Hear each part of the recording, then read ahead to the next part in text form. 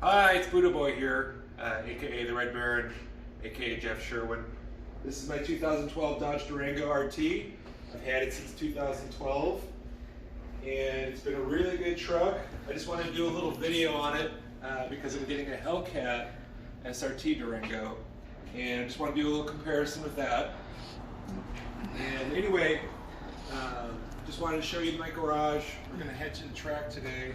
It's the last day of bracket races over at Sonoma Raceway, and it might be the last bracket races there forever. So it's kind of a special day. We're going to take a run in the Durango, see what it does in the quarter mile. I kind of know what it does, but we'll take a look at it, and then we're going to run that Hellcat when that comes in a couple months.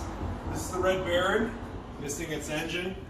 It's over at Ray Martin's in Pennsylvania right now, getting a refresh, getting a dry sump, and getting a little bit more cam. So I'm going to be back at the track with that pretty soon. But anyway, we'll see you at the track. So anyway, I want to talk about driving impressions. I've had this Durango since 2012, and it drives like a car. I first drove it at the Spring Festival of LX, like probably 2012, 2011. Actually, the first time I saw one of these was at Sonoma Raceway at their pre-event press day when they had the RT out there, and I thought it was a beautiful truck. And so anyway, I think that spring I drove one at Springfest, and it drove like a car. The turning radius is super tight. I could do a U-turn on this road right here. By the way, look at this beautiful view. This is the road heading to the track right now. That's I think it's Mount Tamalpais back there. Anyway, this truck drives great. I've had very few problems with it. At one point there was a water pump that went out about 30,000 miles. It's at about 90,000 miles now. And I think I had a rattling area, the cowl area. I had to replace the cowl. Other than that, this thing's been really solid. And it's got some squeaks now here and there and rattles that bug me, but otherwise it's just been extremely solid, and the body and the interior's held up really well. I take really good care of it, and it now lives in a garage, but it holds up really well, which I just feel like it's a really good value, which really helped me make the decision to get a Durango Hellcat, because I'm like, this car suits every purpose for me. It's a daily driver. It's got performance. It's a 7-person hauler. I can haul, I can go to Home Depot and pick up stuff and throw it in the back. I can tow my race vehicle with it. It's got 7,200 pound towing capacity, which is nice. It's got the 5.7 liter Hemi, which is 360 horsepower, which sounds good, but realistically, it's kind of a dog off the line. You'll see at the track, it's really not that strong. It's got a 5-speed transmission. It was one of the early ones with the 5-speed transmission. When they went to an 8-speed, I think that dropped the ET a little bit. But overall, I like it a lot. It's just a really comfortable car. I fit in it really well for 6'7". And I had a Scat Pack Charger for a while, and I just didn't drive it as much as I drove this. I just really like this, and I ended up selling the Scat Pack. So the Hellcat Durango was just kind of a no-brainer for me, because I just wanted more power, more performance, and something a little bit more interesting. And then likewise, I knew I would fit in it. As far as modifications are concerned, all I've done in this is put a Flowmaster catback, which is like 500 bucks. Sounds way better than stock. And then I put a tune on it. I actually used Hemi Fever for this tune, so it's a custom tune. It runs on 91, or actually it runs on 89 octane per the factory. And really, the tune made a slight bit of difference, but it's a big girl. So even with the tune, it's really not. It doesn't really add a lot in terms of power. Had a catch can on it. I mean, it caught a little bit of oil. So I really kind of left this stock. I put 22s on it. I put Viper replicas on it, which I think look really nice. Let's see, what else did I do to it?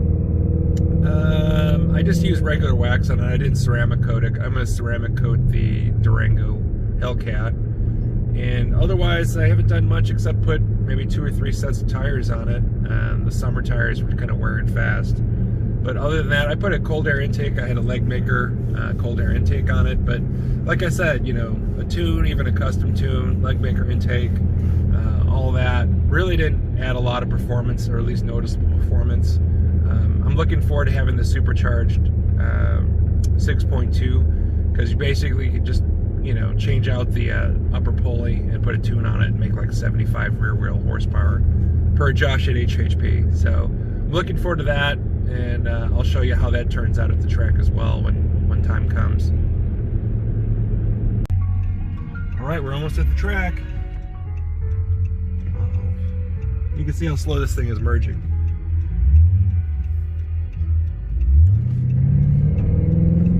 Sounds good. Flowmasters sound great. I don't really think it's that fast though. That's partially why I'm getting the Hellcat.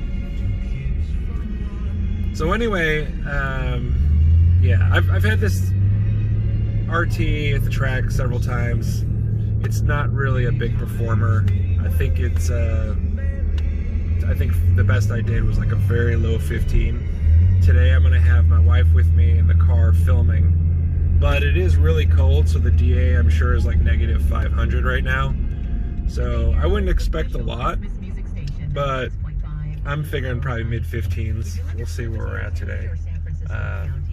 But then again, you know, when I get the Hellcat, that's going to be a fun little bracket race car, and part of the reason why that's going to be great is it's going to have all-wheel drive, which this is the last actual real prep event that they're having at this track, period. So they're going to have Wednesday night drags, which is very minimal prep, which will be perfect for the all-wheel drive Hellcat Durango. And, you know, hopefully I can be consistent with it with launching, and we'll see what happens. But here we are at the track. Let's go ahead and look at the... And encouraging you to assist children in the Bay Area.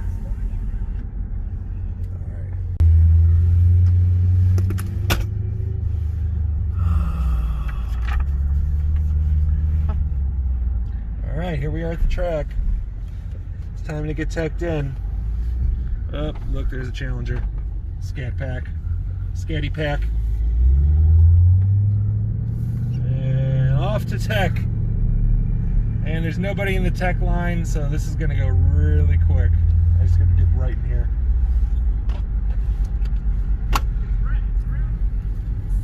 And that looks like a real race car in front of us.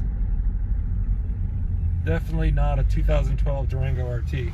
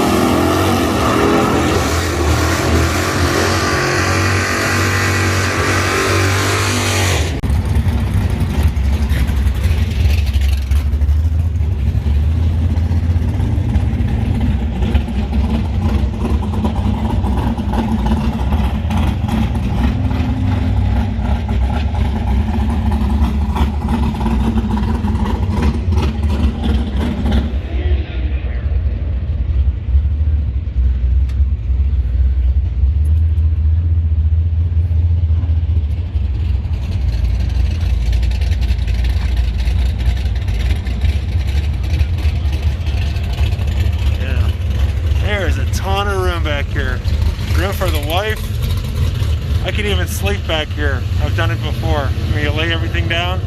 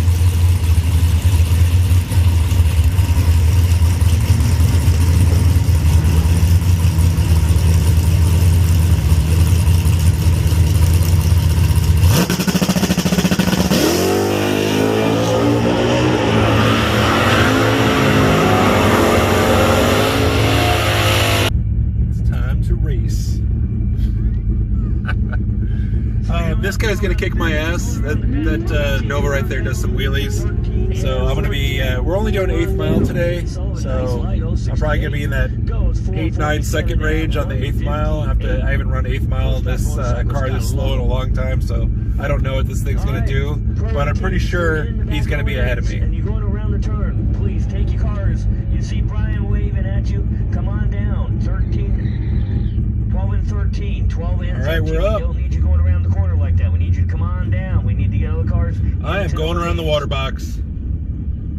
This thing does not need a burnout to get going. All right, here we go. This is it. The same rules apply to Trophy as they apply to Sportsman. Best reaction time, the first person to get it is going to get the potential buy run. Right now it's going to be Zach Ealing. 27 on the tree.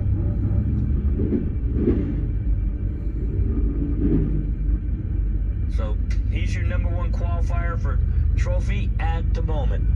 Here we go. It's very exciting. Got butterflies. Senior.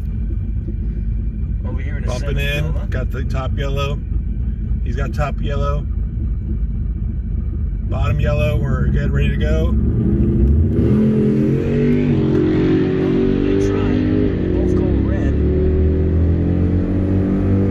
Oh, he red lighted. I totally won. So 11 seconds in the 8th mile. That is pathetic. David Martin and Jeff Barth. Holy crap, that car is fast. I didn't realize that car was that fast. 6 or better to take it Well, away. we're going to have a rematch when I get the Durango Hellcat, and we'll see what's up then. Again, this is the last bracket race, weekend bracket race at Sonoma Raceway. I mean, this track has been here since the late 60s, and it's really quite sad. I mean, all we have left is probably some Wednesday night drag racing, which is like no prep, just street car stuff, and it's really very sad. This is the track that's closest to my home. It's the best prep, best facility, and it's really sad. I'm going to bring back the Red Baron, and I'm not going to be able to stretch its legs out here anymore. Thank you. Slow. Look at that. 60-foot time, 2.66. Holy crap. Oh, I red lighted too. Oh, I take it back. So he red lighted, but I red lighted worse than he is. And if you know that's how the rules work, whoever red lights worse is usually the loser. So, anyway, we can give him a shot of that.